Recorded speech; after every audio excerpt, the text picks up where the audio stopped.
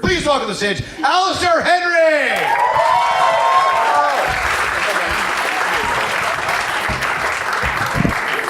Hello. You guys having a good time?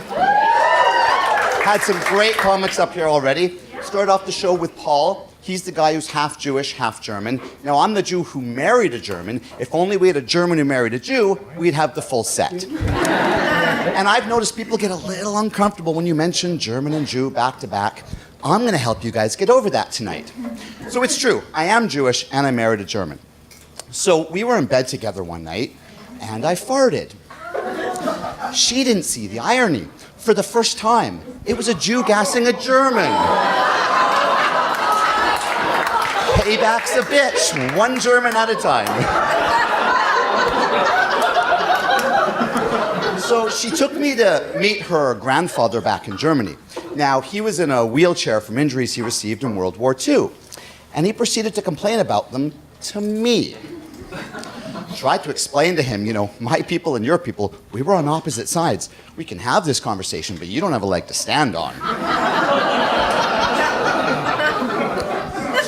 But, I should be nice to the German. She's been going through a really hard time recently.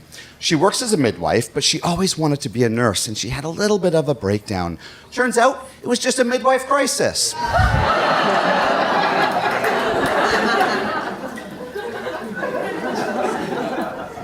Now, strangely, it did not work out between us, and I should have seen that coming.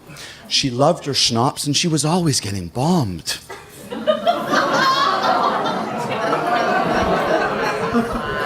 Fight through that awkwardness. It's okay. We're going to work on that.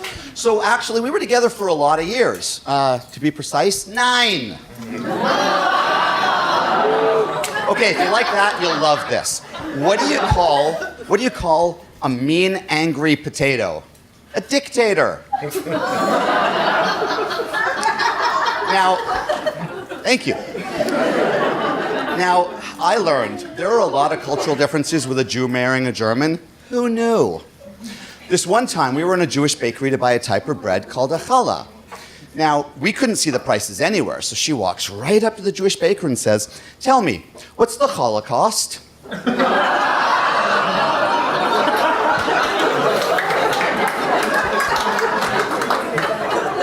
Did I mention I'm divorced?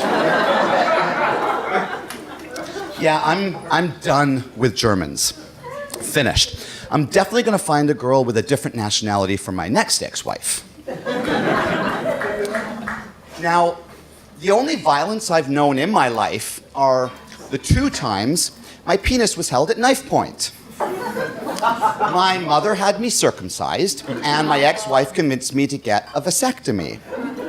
She got the cat and the dog neutered, and I swear she worked out some kind of a deal. Buy 2, get 1 of equal or lesser value for free. So, the 2 most significant women in my life, they both looked at my genitals and thought, we can improve on this. Like my junk was some kind of home reno project for them. Now, after I had my vasectomy, my friends started making stupid jokes like, you're like the 9 o'clock gun in Stanley Park, you only shoot blanks. No, I'm nothing like the 9 o'clock gun in Stanley Park. It's long and black, it goes off every night, and people line up to look at it.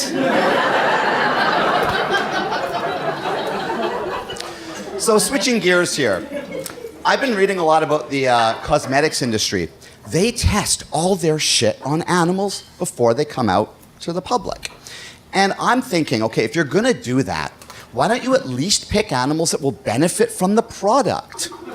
So, you have a moisturizer you wanna test, find an animal with dry skin, like a tortoise. We think they live to be like 150 years old. Probably not, they just spend their whole life looking like little old men. So you wanna test teeth whitener. Okay, find an animal that would benefit from having nice pearly whites, like an elephant. And this is the best one. If they come out with a new concealer or eye cream, because let's face it, nobody likes dark circles, test it on a raccoon. He'll thank you for it. But Of all the products they test, the one that bothers me the most is anal bleach. Yeah, we're going there. I actually recognize that laugh. Christy. Because that shit's not good for people or animals. And because of all the testing they've been doing, there's this whole generation of chickens running around out there with bleached white assholes. And you've got to know they're part of our food chain now. How else do you explain? When you go to Safeway, you can get both brown and white eggs. Think about that. So I'm a white, middle-aged, divorced male, or a cliche. There are a lot of guys like me in the dating pool, and trust me, that's one pool that needs a shit ton of chlorine.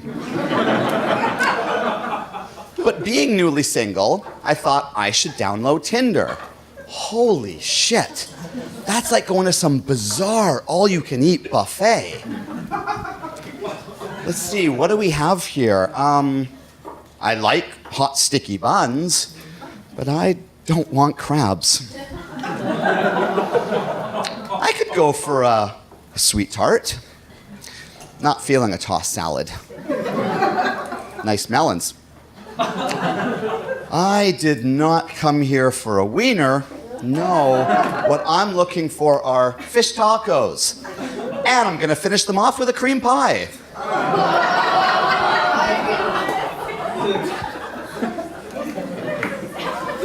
Now, wouldn't it be great if dating was as simple as ordering a drink at Starbucks? I'll have a tall, blonde, flat white. Make that non-fat. Oh, and not too hot. I want it to go down easily. Thanks, everyone.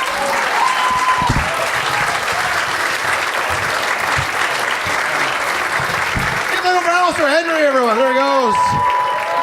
Alistair.